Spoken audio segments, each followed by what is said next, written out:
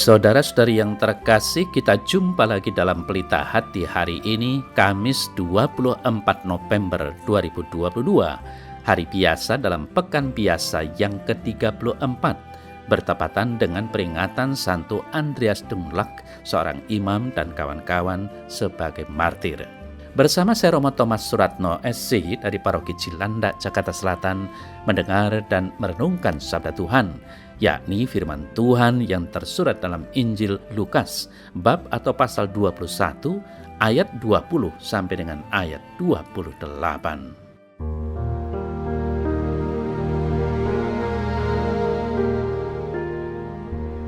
Yesus berkata kepada murid-muridnya, "Apabila kamu melihat Yerusalem dikepung oleh tentara-tentara, ketahuilah bahwa keruntuhannya sudah dekat." Pada waktu itu orang-orang yang berada di Yudea harus melarikan diri ke pegunungan, dan orang-orang yang berada di dalam kota harus mengungsi, dan orang-orang yang berada di pedusunan jangan masuk lagi ke dalam kota, sebab itulah masa pembalasan di mana akan genap semua yang ada tertulis. Celakalah ibu-ibu yang sedang hamil atau yang menyusukan bayi pada masa itu. Sebab akan datang kesesakan yang dahsyat atas seluruh negeri dan murka atas bangsa ini. Dan mereka akan tewas oleh mata pedang dan dibawa sebagai tawanan ke segala bangsa. Dan Yerusalem akan diinjak-injak oleh bangsa-bangsa yang tidak mengenal Allah, sampai genaplah zaman bangsa-bangsa itu. Dan akan ada tanda-tanda pada matahari dan bulan dan bintang-bintang, dan di bumi bangsa-bangsa akan takut dan bingung menghadapi deru dan gelora laut.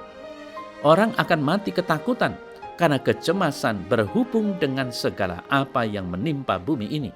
Sebab kuasa-kuasa langit akan goncang.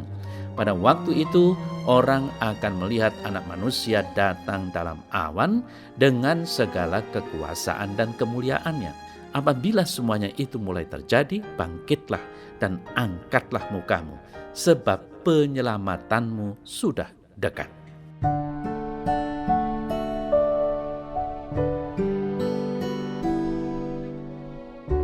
Saudara-saudari yang terkasih, Yerusalem yang adalah kota kudus, tempat berkumpulnya umat Yahudi setiap tahun, kini dinubuatkan akan hancur karena pendudukan asing. Orang-orang Yahudi tidak lagi akan menguasai Yerusalem. Justru orang asinglah yang akan menduduki Yerusalem.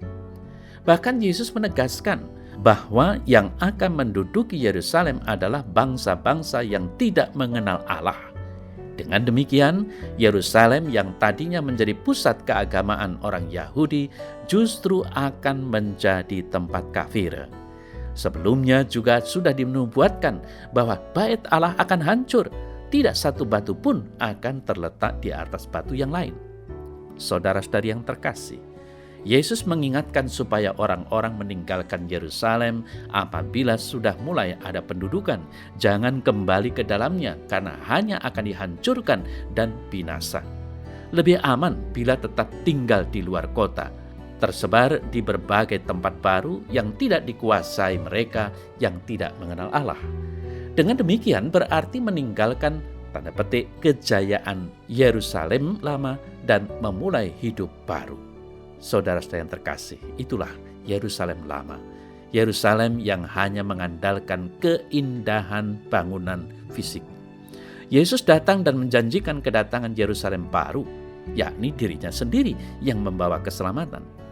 Yerusalem lama akan hancur dan identitas mereka akan hilang. Yerusalem baru akan bangkit dan mengumpulkan semua bangsa, tidak hanya orang Yahudi. Tetapi siapa saja yang mau datang dan menerima tawaran keselamatan dari Allah sendiri. Yerusalem baru tidak hanya menghimpun satu bangsa, namun seluruh bangsa. Yerusalem baru bukan hanya sekedar keindahan bangunan bait Allah, namun keagungan dan keluhuran Kristus yang tersalib. Saudara-saudari yang terkasih, kita hidup dalam Yerusalem baru. Sudah semestinya juga mempunyai pola hidup yang sesuai dengan Yerusalem baru itu. Yerusalem lama menekankan aturan dan hukum. Aturan dan hukum utama dalam Yerusalem baru adalah hukum kasih. Hukum kasih itu sepenuhnya ada dalam Kristus Yesus, Putra Allah yang hidup. Hukum kasih itu bukan lagi tertulis dalam batu atau prasasti, namun hukum itu terukir dengan tinta emas dalam tubuh yang kudus. Saudara yang terkasih, tubuh yang kudus itu kita santap setiap kali merayakan Ekaristi. Dengan demikian kita menjadi kediaman hukum kasih itu sendiri. Maka tubuh kita menjadi medan perjuangan untuk melaksanakan hukum itu. Itulah Yerusalem baru, tempat kita mengungkapkan dan mewujudkan hukum Kristus. Diri kitalah yang menjadi hukum kasih itu dengan dasar utama adalah Kristus. Yerusalem baru menjadi medan bagi kita untuk menjadi orang Samaria yang baik hati. Menjadikan semua orang sebagai sesama adalah kebaruan dari Yerusalem lama. Justru karena beribadah, seorang beriman harus berani bersikap seperti orang Samaria yang baik hati itu.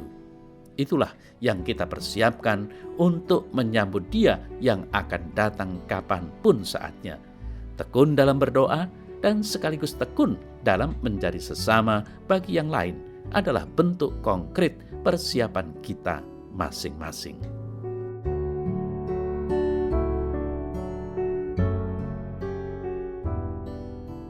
Dalam nama Bapa dan Putra dan Roh Kudus. Amin. Bapa kami yang ada di sorga, dimuliakanlah namamu, datanglah kerajaanmu, jadilah kehendak-mu di atas bumi seperti di dalam sorga. Berilah kami rezeki pada hari ini, dan ampunilah kesalahan kami, seperti kami pun mengampuni yang bersalah kepada kami. Dan janganlah masukkan kami ke dalam pencobaan, tetapi bebaskanlah kami dari yang jahat. Amin. Semoga Allah yang Maha Kuasa memberkati saudara dalam nama Bapa dan Putra dan Roh Kudus. Amin.